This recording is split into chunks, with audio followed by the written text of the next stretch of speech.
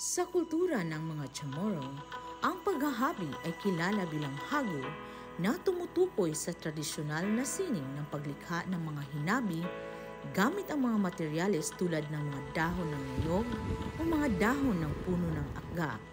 Ang paghahabi sa kultura ng Chamorro ay may malalim na kahulugan na nagmula pa sa kanilang mga ninuno. Sa isla ng Guam, ang paghahabi ay higit pa sa isang sining. Ito ay isang paraan ng pamumuhay. Upang mas maintindihan ang mahalagang tradisyong ito, naglakbay ako patungo sa Valley of the Latistone Park na matatagpuan sa bayan ng Talofofo. Maaaring marating ito sa pamamagitan ng bangka. Ang libis na ito ay dating tahanan ng mga orihinal na Chamorros ng Guam na isinapubliko sa karamihan 6 na taon na ang nakaraan. Ito ay naglalayong magbigay edukasyon sa mga lokal at turista tungkol sa kulturang hinabi na ng kasaysayan. At habang papalapit ako sa aking patutunguhan, dito ko nakilala si Nate na nagtratrabaho bilang isang tour guide. Binati niya rin kami ng tunog ng kulo bilang isang simbolo ng kanilang pagtanggap ng mga bisita. And then this is the demo area where there are weavers right over here, but your own is gonna be under the canopy. So, Hi, good morning. Have a day. Dito ko na rin nakilala si Mang Tony, isang master weaver o mamamfok sa lingwahe ng Chamorro na siyang naghahanda ng mga dahon sa aming paghahabi. Half a day. This is Rachel. She's learning how to weave the fan. We're here at Valley of Ang the layunin Latistone, sa araw na in ito Talofofo, Guam. ay matutunan ko ang paghahabi ng abaniko ng apoy o agweha, isa sa mga pinakamadaling gawin para sa nagsisimula pa lamang mag-aral tulad ko. Sa paghahabi, mahalaga na tiyakin na ang lahat ng mga dahon sa bawat gilid ay may pare-parehong bilang at pantay ang mga pagkakasalansan. Kung inyong mapapansin, ang disenyo ng paghahabi ay mayroong patagilid na estilo. Marahil hindi ito madali para sa akin, pero kay Mang Tony, ito ay parang laro ng dati. Agweha. Pagkatapos ng aking pag-aaral ng paghahabi ng abaniko ng apoy, nagkaroon ako ng pagkakataon na makipag-usap kay Nate at itanong sa kanya ang kahalagahan ng paghabi sa kanilang kultura. nowadays, it's really sad. I hate saying it, but it is truth where the language is dying. So if you're not, I want to say, if a tomorrow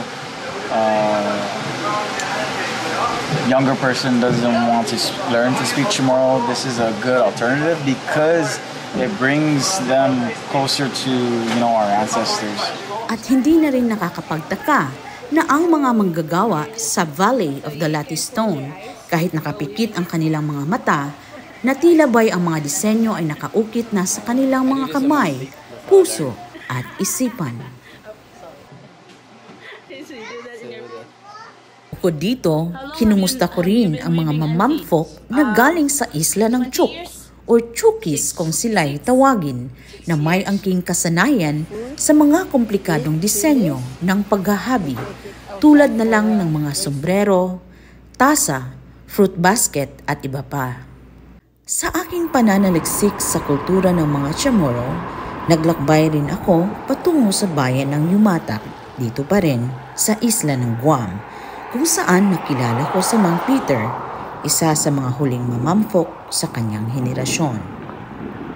Hello, my name is Peter Kinata. I'm 55 years old. I live in the beautiful village of Humatak. So, weaving is one of the things that I do. And my aunties are weavers, and when I have problems with little stuff, I ask them, they help me out. So I learned that, and then I just started weaving from there. Weaving is used for a lot of things. We weave baskets, we weave what do you call that? A fish sack. When we go fishing, we put the fish in the basket. And other stuff like we can make a mat, sleeping mat or stuff like that. Rice sack, for example, how we cook rice long time ago is with the rice sack. It's called ketupat. I was mentioning that earlier. Where I pick my leaves, I go to my auntie's house down the street from here. But I always ask her before I pick leaves. She's got the best leaves around her house to where my specifications of leaves that I need. I go to my auntie's house. If I don't find any there, I gotta go look around. Most of the good leaves you'll find is in somebody's property. So you gotta go and ask them and see if they'll let you pick a couple of leaves and stuff. And then we go from there.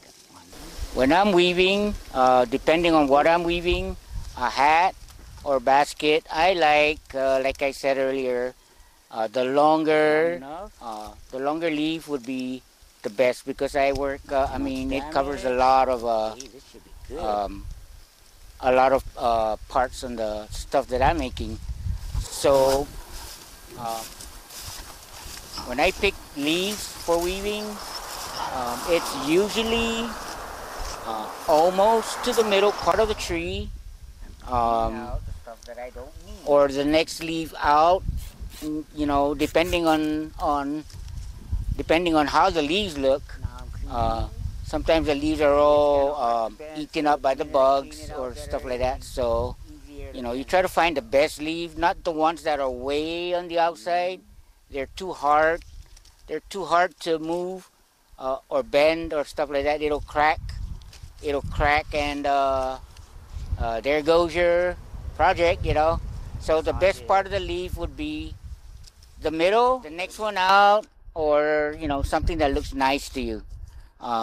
Just make sure it's long enough to cover up what you're making. At dito na pinakita ni Uncle Peter ang kanyang galing sa paghabi. At habang pinapanood ko siya, nahabiin ang kanyang mga disenyo. Tila kung hindi mo ito mababantayang maigi, ito'y kanya na palang nagawa. And now the locking part. It may look confusing, but it depends on how you can handle the difficulty of locking it into place. Okay, so now I am going to finish off the bottom. As you can see, there's a big hole right here in the middle.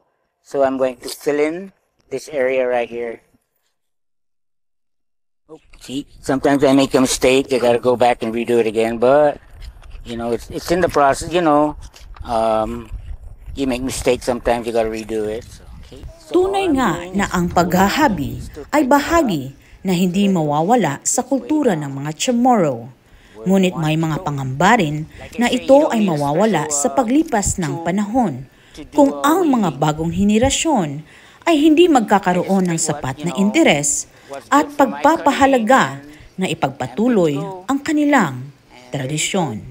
You have a tray or something you can put on. I would like to pass my knowledge to the younger kids if they're willing, because the generations, the younger generations, how they are with their their telephones and stuff. They don't want to do nothing but stay on their phone, play game all day. But you find some of them that is willing to learn how to weave and try to keep the culture going instead of losing it. So I am worried that we might lose the culture, and people are gonna talk. Well, this guy, is a Chamorro and he doesn't know how to do weaving or something like that. So I'm not scared of it. I am embarrassed of it. So you generations younger than me, it's good to learn our culture, because we are probably going to lose it if you don't learn it and teach it to the world to know how to weave. That's how I learned. I watched, I learned, and this is where it got me. Weaving. Save our culture. Ang pag-aayos ng mga hibla at paghahabi ay hindi lamang simpleng gawain sa kultura ng mga Chamorro. Ito rin ay isang pamana mula sa kanilang mga ninuno. Sa bawat hibla ng dahon, ito ay may kaakibat na koneksyon sa kanilang kasaysayan at kultura. Ang pag-aayos ng mga hibla ay hindi lamang paggawa ng mga bagay. Ito ay pagbubuo ng mga alaala at pagpapalakas ng kanilang pagkakakilanlan bilang mga Chamorro.